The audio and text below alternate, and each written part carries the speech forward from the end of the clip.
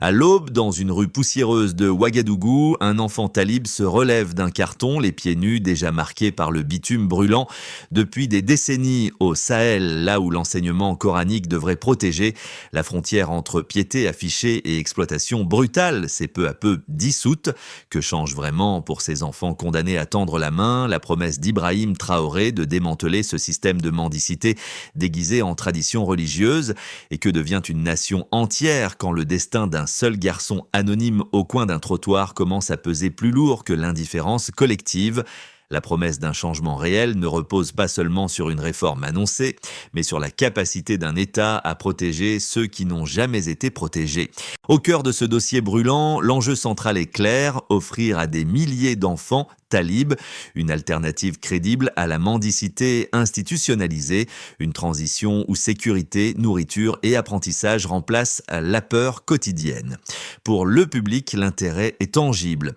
Comprendre comment un pays longtemps fragmenté tente enfin de briser un cycle enraciné dans la pauvreté, la migration interne et l'impunité. Et pourtant, un doute persiste, suspendu comme un fil. Une telle transformation peut-elle être menée sans répression, sans dérapage, sans que l'ordre recherché n'écrase la dignité qu'il prétend restaurer? C'est ici que se joue la portée réelle du refondement annoncé, non dans les slogans, mais dans l'équilibre fragile entre justice et accompagnement, entre rupture nécessaire et continuité culturelle. Si ce pari échoue, les enfants retourneront au trottoir. S'il réussit, il redessinera un modèle social que la région entière observe attentivement. En octobre 2025, lorsqu'un garçon de 13 ans fut retrouvé avec les mains rongées jusqu'à l'os, la version officielle parla d'un incident isolé, mais les enquêteurs comprirent immédiatement que ce cas n'était qu'une fenêtre sur un système entier. La découverte fit l'effet d'une alerte froide. Si un enfant arrivait à un tel stade de mutilation, combien d'autres restaient invisibles derrière les murs des Daharas ou sur les trottoirs de Ouagadougou? C'est ici que le récit se décale. Depuis des décennies, le Sahel tolère un modèle ambigu. Des familles avaient trop pauvres pour scolariser leurs fils, les confient à des maîtres coraniques censés enseigner le livre, mais qui, dans trop de cas, transforment ces enfants en collecteurs de quotas journaliers. La ville entière les voit, silhouettes frêles, bols en main, errant entre mosquées, carrefours et marchés. Certains sont battus, certains mutilés par des cordes, certains sombrent dans des infections mortelles. Et pourtant, le système persistait, protégé par le vernis de la tradition et par une fragmentation étatique qui repoussait toujours la réforme au lendemain. Lorsque Ibrahim Traoré monta au pouvoir en 2023, beaucoup pensèrent qu'il parlerait sécurité, frontières, insurrection, pas mendiants, pas enfants invisibles. Mais pour comprendre l'émergence de la brigade Laballe en 2025, il faut saisir un élément que les observateurs étrangers minimisaient. L'effondrement progressif de l'éducation rurale avait poussé des milliers de mineurs vers les villes, où l'absence de contrôle religieux et social avait laissé prospérer des réseaux d'exploitation. Les ONG alertèrent depuis longtemps, les journalistes locaux documentaient des abus, mais rien ne bougeait vraiment. Le basculement naquit d'une simple constatation. Aucune stratégie sécuritaire ne tiendrait tant que des enfants continuaient de mourir dans les rues. C'est ainsi que le gouvernement décida d'articuler action sociale et intervention civile en s'appuyant sur la loi de 2014, jusque-là inapplicable. La question n'était plus faut-il intervenir, mais comment intervenir sans répéter les erreurs du passé? Et cette tension entre ordre nécessaire et compassion exigée devint la matrice de toute la refondation annoncée.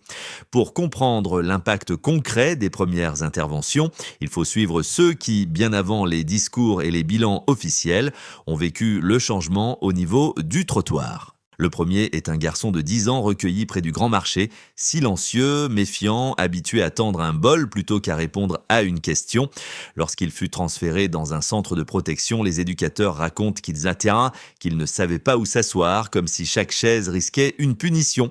3 semaines plus tard, il lisait ses premières lettres, non pas parce qu'on l'y obligeait, mais parce qu'il avait enfin un espace où l'erreur n'était pas sanctionnée.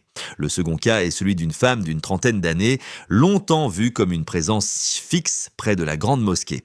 Rien ne laissait imaginer qu'elle puisse quitter la mendicité. Pourtant, lorsqu'elle fut orientée vers un groupe de travaux publics supervisé par la brigade Laballe, quelque chose bascula. Elle raconta plus tard que ce qui l'avait bouleversée n'était ni l'appel ni les gants, mais le fait qu'on lui demande son nom avant de l'assigner à une équipe. Après plusieurs semaines, elle maîtrisait des gestes simples, aligner des briques, nettoyer une rigole, niveler un sol et affirmait qu'elle se sentait moins invisible qu'hier. Ces deux trajectoires minuscules à l'échelle nationale disent pourtant beaucoup. Le changement ne se mesure pas seulement au nombre d'interventions, mais à la manière dont chaque personne redécouvre une place qui ne soit ni la rue, ni la peur. Et la question essentielle demeure suspendue comme un fil. À quoi ressemble une dignité retrouvée lorsqu'on n'en a jamais eu? Avant 2023, les opérations contre la mendicité organisée se limitaient à des descentes sporadiques, souvent improvisées, rarement suivies d'un quelconque accompagnement. Après l'arrivée d'Ibrahim Traoré, la logique changea. L'État décida que la rue ne pouvait plus servir d'abri à un système d'exploitation camouflé sous le mot tradition. La rupture se produisit en 3 temps. Le premier temps fut l'activation presque silencieuse des équipes mixtes, travailleurs sociaux, agents municipaux, membres civils de la future brigade Laballe, parcoururent la capitale pour cartographier les zones où les talibs étaient les plus nombreux. Chaque carrefour devint un indicateur, chaque mosquée un point d'observation, chaque maître coranique une source potentielle d'abus ou de coopération. L'objectif n'était pas encore d'intervenir, mais de comprendre où se trouvaient les nœuds du réseau. Pendant ce repérage, les équipes notèrent un fait majeur. Plus de la moitié des enfants avaient des cordes au poignet ou des plaies infectées. Le deuxième temps fut celui de la déclenchement. Un matin de novembre, des vannes sans logo se déployèrent à l'aube dans les intersections les plus congestionnées. Les images circulèrent rapidement, enfants escortés vers des véhicules, adultes redirigés vers des équipes de nettoyage des marchés. Ce que beaucoup prirent pour un coup de filet était en réalité la première phase d'un dispositif fragmenté en micro-interventions soigneusement séquencées. Les agents répétaient inlassablement les mêmes phrases « Vous n'êtes pas en faute, suivez-nous ». On vous aide. Ce choix de langage n'était pas anodin. Laballe devait s'incarner non en force de contrainte, mais en outil de redressement social. C'est ce ton, plus que les véhicules, qui surprit les témoins. Le troisième temps fut celui de la déchirure, ce moment où l'ancien ordre résiste et où le nouveau tente d'exister. Des maîtres religieux crièrent à la stigmatisation. Certaines familles, dépendantes de l'aumône de leurs enfants, redoutèrent la perte de ce maigre revenu. Dans quelques quartiers, des rumeurs se propagèrent. Ils emmènent les enfants on ne sait où. Cette crispation était inévitable dans un pays où l'État avait longtemps été perçu comme lointain. Pourtant, le processus ne recula pas. Au contraire, il se consolida grâce à la loi de 2014 devenue enfin applicable. Interdiction stricte de la mendicité organisée, peine pouvant aller jusqu'à 10 ans de prison pour usage d'enfants à des fins de collecte d'argent, amende lourde pour ceux qui se réfugiaient derrière l'argument religieux. Chaque interpellation d'adulte se concluait par un transfert vers un programme de travaux publics. Chaque enfant identifié était conduit vers un centre d'accueil. Dans ces centres, les premières heures comptaient de plus que tout. On y donnait un repas chaud, on désinfectait les blessures, on expliquait les règles du lieu, simples mais révolutionnaires pour certains. Pas de punition corporelle, pas de nuit dehors, pas d'obligation de mendier. Les éducateurs observèrent que nombre d'enfants dormaient les 2 premiers jours presque sans interruption, comme si leur corps rattrapait une dette accumulée depuis des années. Cette chronologie, brève mais dense, marque le véritable point de bascule du pays, une transition où l'ordre cesse d'être synonyme de sanction et commence à devenir un modèle de protection. Et derrière chaque geste, l'ombre de la question centrale demeure. Combien de temps faudra-t-il pour qu'un ancien talib cesse d'avoir peur dès qu'il voit un uniforme? Avant 2023, les autorités n'avaient qu'un cadre légal partiellement appliqué et presque aucun mécanisme stable pour suivre les cas d'enfants forcés à mendier. Après la mise en place de la brigade Laballe, la différence la plus visible se lit dans la façon dont l'État a enfin pu identifier, classifier et rediriger les situations d'exploitation. Dans les premiers mois, les équipes ont recensé un nombre très supérieur aux estimations informelles établies par les ONG depuis des années, révélant un écart entre réalité observée et réalité supposée qui suffit à lui seul à expliquer la nécessité d'une intervention coordonnée. Le premier indicateur provient des observations de terrain. Comme indication, ce pourcentage n'est pas utilisé ici comme une statistique rigide, mais comme une indication structurelle. Il montre que la violence n'était pas accidentelle, mais courante. Cette donnée représente la première preuve matérielle qu'il existait un mécanisme de contrainte et non une simple pratique de mendicité culturelle. Elle éclaire également la logique de prévention de la balle, protéger immédiatement, puis soigner avant même de penser à l'éducation ou à la réinsertion. Le deuxième indicateur se trouve dans le fait que des enfants ont été retrouvés avec des blessures allant jusqu'à l'exposition de l'os, comme le garçon de 13 ans découvert en octobre 2025. Cette mention n'est pas un chiffre, mais un niveau de gravité clinique équivalent à un signal rouge. Elle fonctionne comme une mesure qualitative extrême. Lorsqu'un enfant atteint un tel seuil, cela signifie que l'absence de contrôle social et religieux est totale. En termes de politique publique, une telle gravité justifie une intervention immédiate et systémique et non une action locale isolée. Le troisième indicateur, lui, vient du droit. Comme indication, ici, la donnée agit comme une échelle de dissuasion. Elle indique l'intensité avec laquelle l'État entend protéger les mineurs. La sanction sert surtout d'outil symbolique, car la pratique étant répandue et anciennement tolérée, l'objectif premier n'est pas d'emprisonner massivement, mais de rendre visible une frontière morale devenue floue. L'introduction de la brigade Laballe n'a pas seulement appliqué cette loi, elle l'a rendue opérationnelle. Les équipes civiles et non armées interviennent avec une méthode qui combine relevé d'informations, signalement des exploitants, prise en charge immédiate des enfants et redirection des adultes vers des programmes de travaux publics. Cette articulation est nouvelle dans la région. Elle s'appuie sur l'idée défendue par Ibrahim Traoré, selon laquelle l'ordre n'a de valeur que s'il sert d'ossature à une protection réelle. Ce système de preuves, blessures observées, cas extrêmes documentés, cadre pénal renforcé, forme une boucle cohérente. La violence était mesurable, les abus étaient visibles et les outils juridiques étaient déjà là. Il manquait seulement un dispositif capable de combler l'écart entre le texte et la rue. C'est cet écart que la refondation tente désormais de réduire jour après jour, car tant qu'il persiste, chaque trottoir du pays peut redevenir un lieu de dérive silencieuse.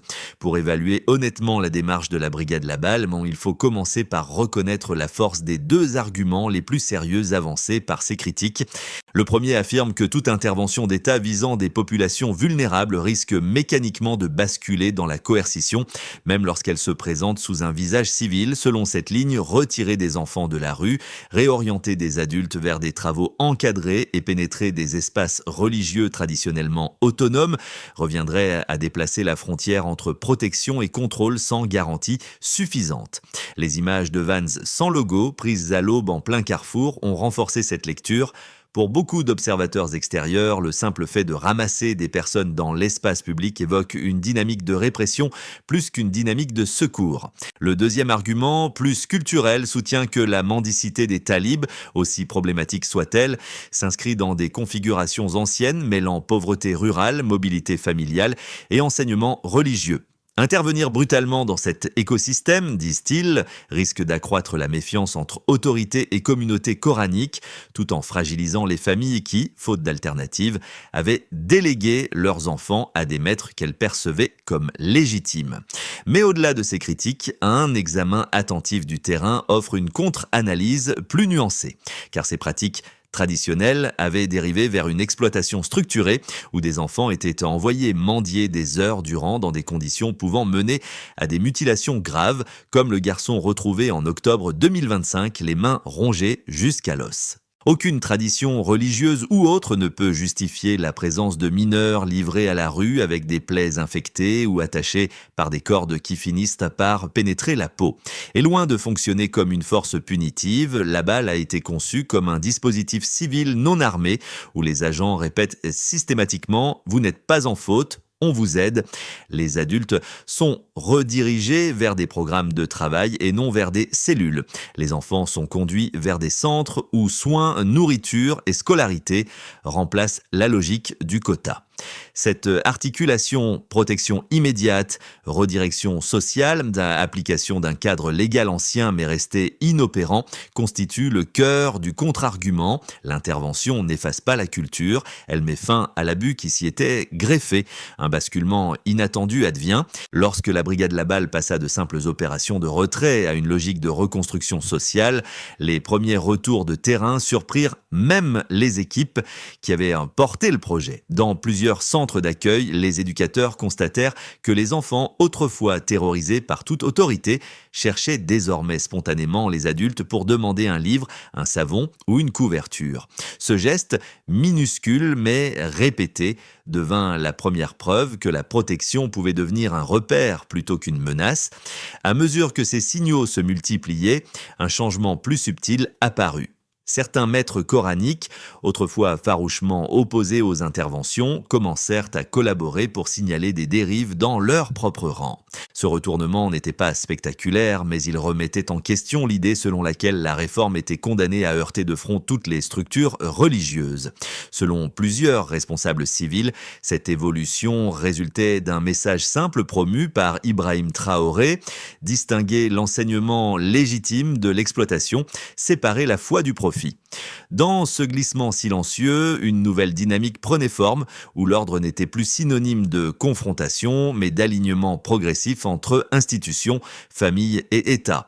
Les premiers mois suivant la mise en place de la brigade Laballe révélèrent une transformation profonde, non pas théorique, mais visible dans 4 sphères distinctes: l'État, l'économie locale, la population urbaine et même l'équilibre régional. Chaque zone fut touchée différemment, mais toutes montrèrent une même trajectoire, celle d'un pays qui tente de se réorganiser autour de la protection plutôt que de la résignation.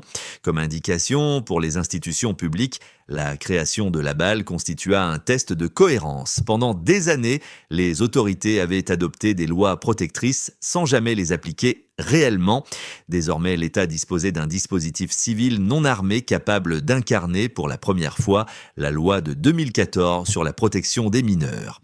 Les administrations locales observèrent que la coordination entre travailleurs sociaux, agents municipaux et officiers civils améliorait la visibilité des abus, permettant de distinguer les cas d'exploitation des situations de simple précarité. Ce nouvel ancrage opérationnel offrit au gouvernement d'Ibrahim Traoré un levier inédit, la légitimité d'agir sans militariser l'espace public.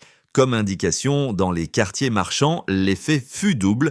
La disparition progressive de groupes de mendiants autour des mosquées et carrefours fluidifia le commerce quotidien, réduisant certaines tensions entre vendeurs et enfants forcés de quêter.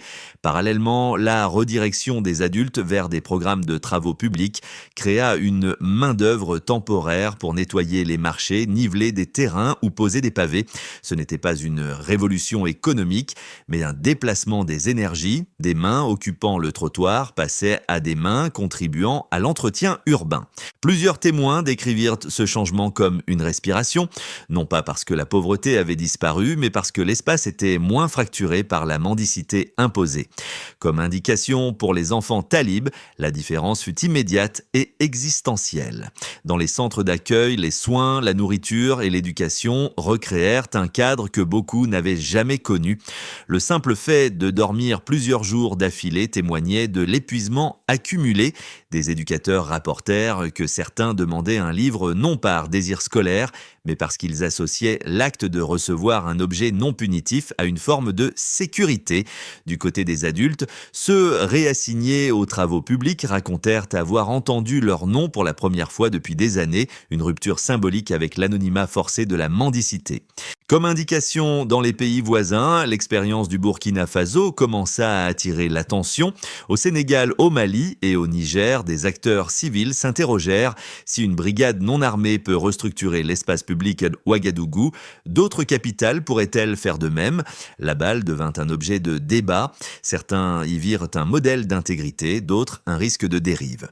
Mais aucun ne put ignorer une réalité: un État africain s'attaquait sans armes et sans donateurs étrangers étrangers à un système longtemps considéré comme intouchable. Cette dynamique créa un effet d'entraînement symbolique où la protection de l'enfant devint un marqueur de souveraineté sociale. Au moment où la brigade Laballe s'enracine dans le paysage social, l'évolution des 12 prochains mois peut se lire selon 3 trajectoires distinctes.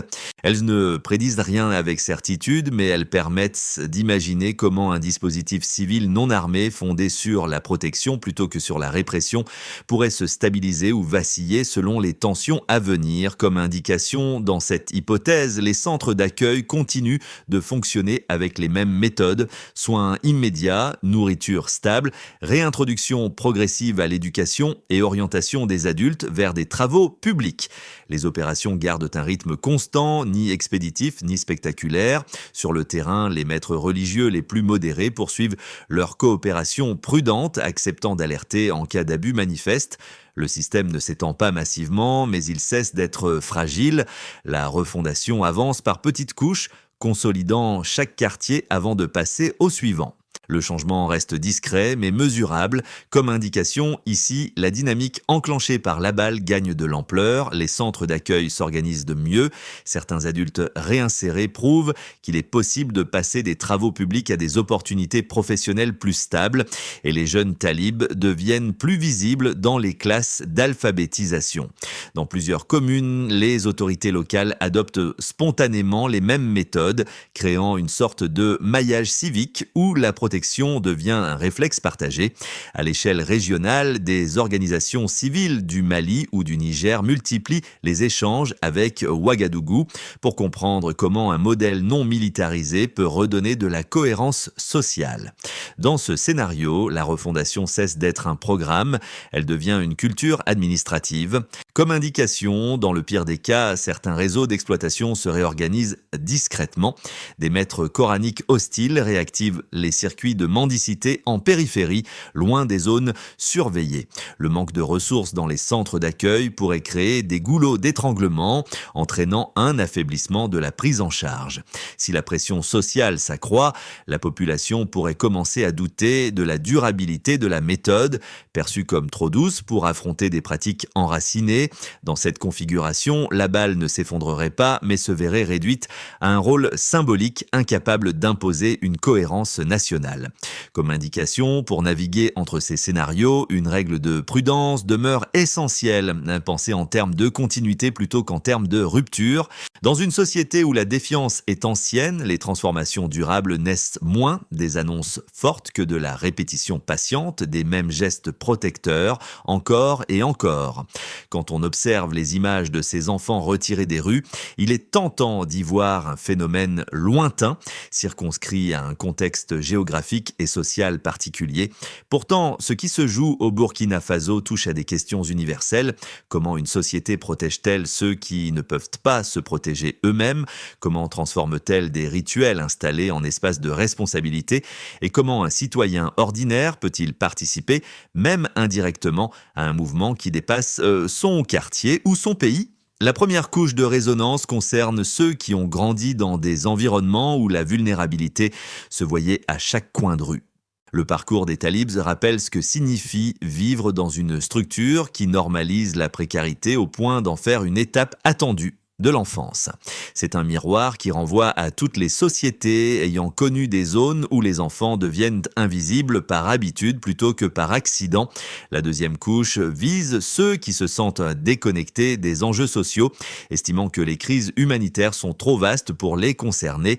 Laballe montre qu'une transformation peut commencer par un geste extrêmement simple, nommer un individu, l'écouter, lui offrir un espace où l'erreur n'est pas punie. Cette dynamique minimaliste, rendre quelqu'un visible, rappelle que les changements structurels émergent souvent de gestes humains apparemment anodins. La troisième couche touche enfin ceux qui s'intéressent au modèle d'organisation.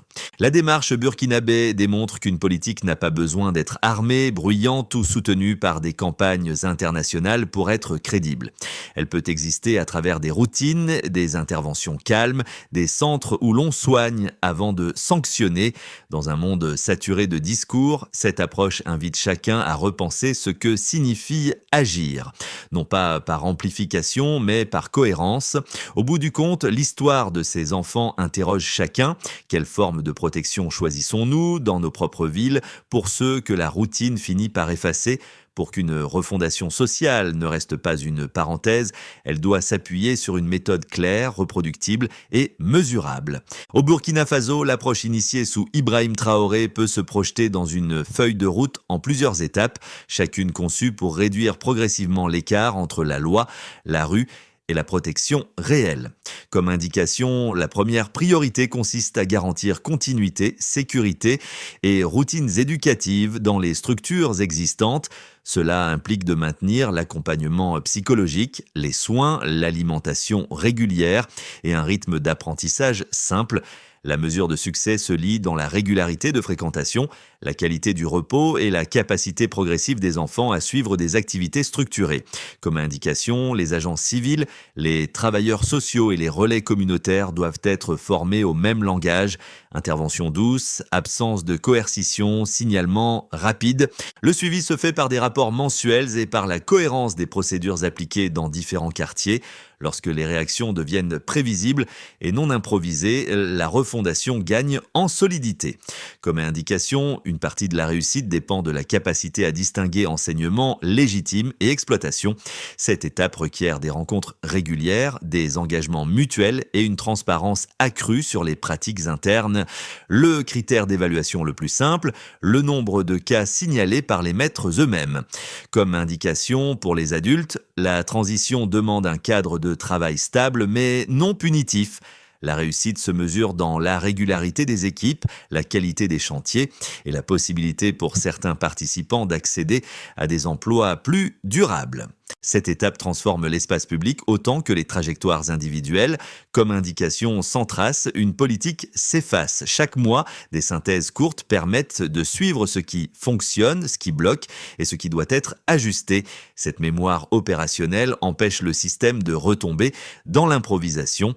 Dans l'un des centres d'accueil, l'éducatrice qui avait accueilli le petit garçon incapable de choisir une chaise racontait qu'un matin, après plusieurs semaines, il s'était assis sans hésiter. Ce geste minuscule, presque imperceptible, devint pour l'équipe un symbole, celui d'un enfant qui accepte enfin qu'un espace puisse lui appartenir sans menace.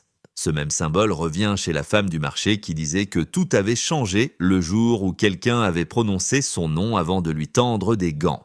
Deux trajectoires minuscules, deux détails qui n'auraient jamais figuré dans un rapport officiel, mais qui incarnent la refondation voulue par Ibrahim Traoré bien mieux que n'importe quel discours. Car au-delà des lois, des centres et des brigades civiles, la transformation d'un pays se joue souvent dans des gestes tellement simples qu'ils échappent aux caméras. Une chaise choisie sans peur, un nom prononcé avec respect, un enfant qui dort enfin une nuit entière sans qu'on le réveille pour mendier. Ces fragments silencieux racontent quelque chose que les chiffres ne peuvent traduire. La possibilité d'un redémarrage intérieur, et peut-être que toute refondation commence ainsi. La dignité renaît dans les détails. Ce récit, fait de trottoirs poussiéreux, de centres d'accueil discrets et de gestes minuscules qui changent des vies, n'a rien d'un manifeste. Il montre simplement comment une société tente de réapprendre à protéger au lieu d'ignorer, à écouter au lieu de détourner le regard. Et si cette histoire touche, c'est peut-être parce qu'elle dépasse le Burkina Faso. Elle interroge notre propre rapport à la vulnérabilité, à l'espace public, aux personnes que la routine finit par rendre invisibles. Dans votre ville, dans votre quartier, dans votre quotidien, quelles formes de protection paraissent aujourd'hui trop petites pour être remarquées, mais assez essentielles pour transformer un destin? Quel geste, à votre échelle, pourrait rendre quelqu'un moins invisible demain qu'hier? Si cette exploration vous a amené à réfléchir, vous pouvez partager votre point de vue, proposer une autre lecture ou simplement raconter l'image qui vous est restée en tête. Parce qu'au fond, les transformations durables naissent rarement des grandes annonces. Elles commencent souvent par un échange, un regard, une question.